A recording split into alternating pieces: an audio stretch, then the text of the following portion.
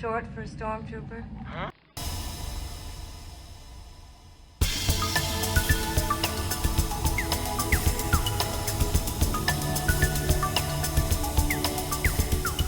Well, as they say, it's official. The wait for Episode 8 is over. Well, for the title at least, and now all of us Star Wars fans can proudly add the name The Last Jedi to the list. Now, as I said before, I think that this is an absolutely perfect name for this film. I wanted something like The Fall of the Republic or The Fall of the Jedi, something like that. So this title was such a perfect fit for me. But beyond it just sounding like a good name, it actually entails a lot of information. To begin, the title itself is actually rather dark. The Force Awakens was mostly an upbeat intro to the new universe, but since Luke barely got any screen time, this entire notion of The Last Jedi really escaped us. Because think about it, in this time period we're in, the Jedi literally stand on the edge of a knife. There is only one left.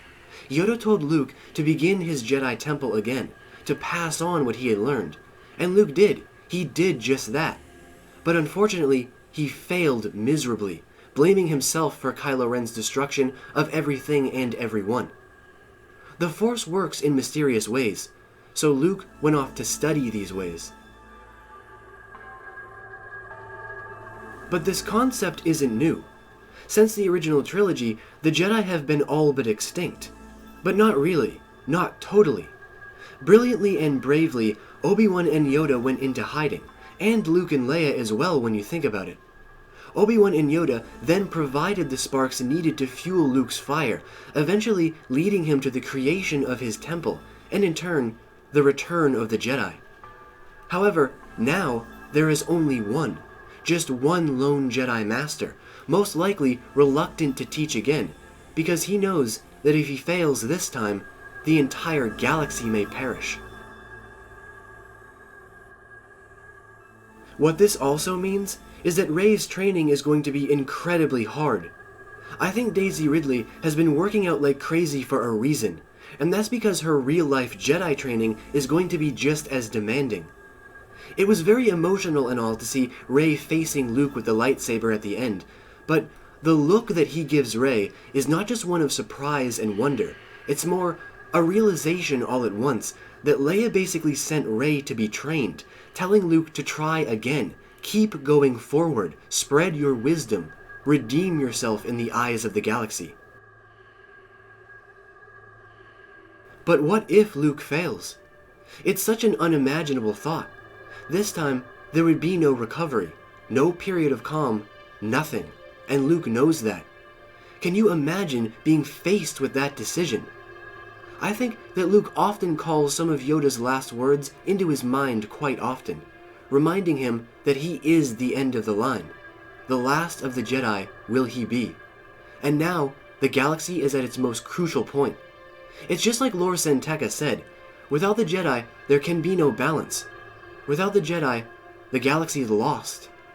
We need them, or at least one, to restore order and bring light back into the darkness.